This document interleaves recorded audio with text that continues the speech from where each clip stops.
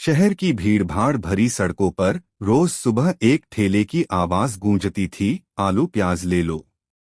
ताजा माल। वो आवाज रामू की थी, एक सादे से इंसान की जो अपनी जिंदगी की गाड़ी एक लकड़ी के ठेले पर धकेलता था। रामू की उम्र कोई 35 से 40 रही होगी, पर चेहरे पर समय की थकान ने झुर्रियों का जाल बुन दिया था। उसकी आंखों में उम्मीद की चिंगारी अब भी जली थी, मगर वो चिंगारी अक्सर पेट की भूख के धुएं में दब जाती थी।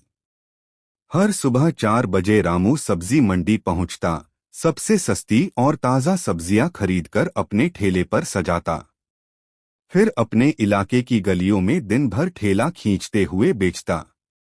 जो कमाता था उसी से घर चलता, बीमार पत्नी, 2 छोटे बच्चे और किराए का एक कमरा।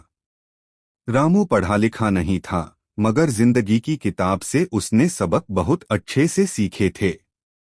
ईमानदारी, मेहनत और आत्मसम्मान, ये 3 चीजें उसने कभी नहीं छोड़ी। एक मोड़। एक दिन अचानक शहर में एक बड़ी सुपरमार्केट चेन का उद्घाटन हुआ। नाम था फ्रेश बास्केट। उसी इलाके में जहां रामू ठेला लगाता था, वहां सब्जियां सजी थीं, एयर कंडीशन्ड हॉल में, चमचमाती लाइट्स के नीचे। दाम भी रामू जितने ही या उससे कम, क्योंकि छूट की भरमार थी। धीरे धीरे रामू के ग्राहक कम होने लगे। लोग कहने लगे, अब तेरा माल कौन लेगा? उधर पैकिंग भी मिलती है और बारकोड वाला बिल भी। रामू हंसकर कहता, बिल तो मैं नहीं देता, पर दुआ जरूर देता हूं। मगर दुआ से पेट नहीं भरता। संघर्ष। कुछ ही हफ्तों में रामू की कमाई आधी हो गई। बच्चे स्कूल जाने से पहले एक रोटी खाकर निकलते, पत्नी की दवाई छूटने लगी। ठेले की लकड़ी भी टूटने लगी थी, मगर मरम्मत के पैसे नहीं थे। एक रात रामू देर से लौटा। आंखें लाल थीं, चेहरे पर उदासी। पत्नी ने पूछा, क्या हुआ? रामू ने धीमे स्वर में कहा, सोच रहा हूं, काम बदल दूं, कोई चौकीदारी या मजदूरी कर लूं। ठेला अब नहीं चलेगा।